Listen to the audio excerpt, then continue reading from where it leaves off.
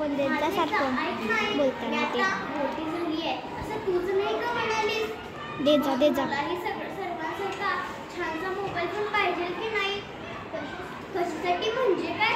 बोलण्यासाठीच असतो ना फोन.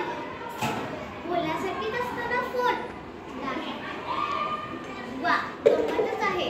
ताईने मागितलं तर लगेच मिळतो. दादा तर कॉलेजला सुद्धा येतो त्या मोबाईल.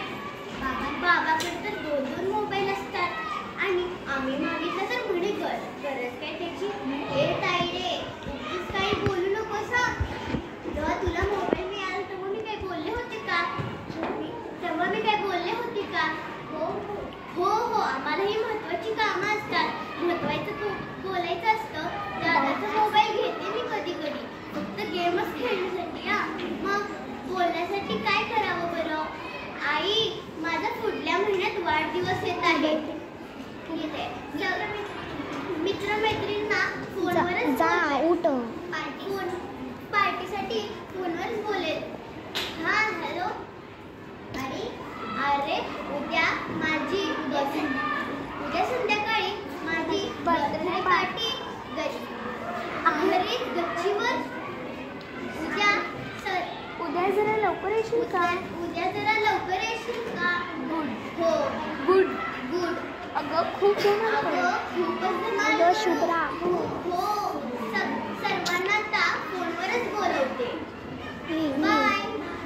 वाव, किती मजा येईल. असं फोनवर बोलताना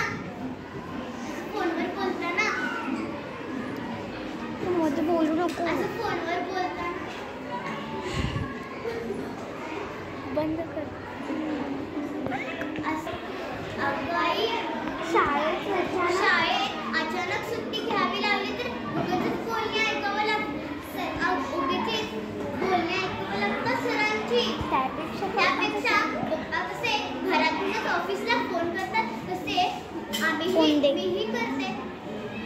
हा, हॅलो सर, उद्या मला सुट्टी मिळेल का? उद्या नक्की येईन शाळेत. जरा थोडंसं महत्वाचं काम आहे. हो, उद्या नक्की येईन शाळेत. असं म्हणताना किती मज्जा येईल. खूप काम करता येतात अशी. खूपच कामं करता येते तशी. सांग ना बाबांना. ताईच्या वेळी तूच नाही का सांगितलंस बाबांना? ताई तुझी लाडकी आणि मी काय तुझी तोडकी आहे का ग? आता तुझ्याकडे नसला तर म्हणून काय? तुझ्याकडे नसला म्हणून काय? मी पण माझ्याकडे पण नसावा का? माझा जेव्हा मोबाईल येईल तेव्हा आपण दोघेच मिळून वापरू. आजी तू आईला सांगू नकोस ग. काय म्हणतेस? यांना तर तुम्हाला तर फोनवर बोलायचं भानच नसतं. किती वेळ बोलावं ते तर तुम्हाला कळतच नाही. मोबाईल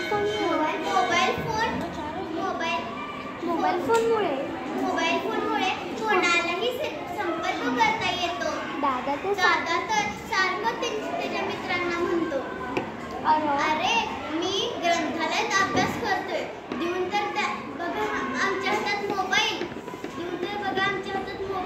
अगं आई, बाबांना सांग ना तू. ताईच्या वेळी तूच नाही का सांगितलंस?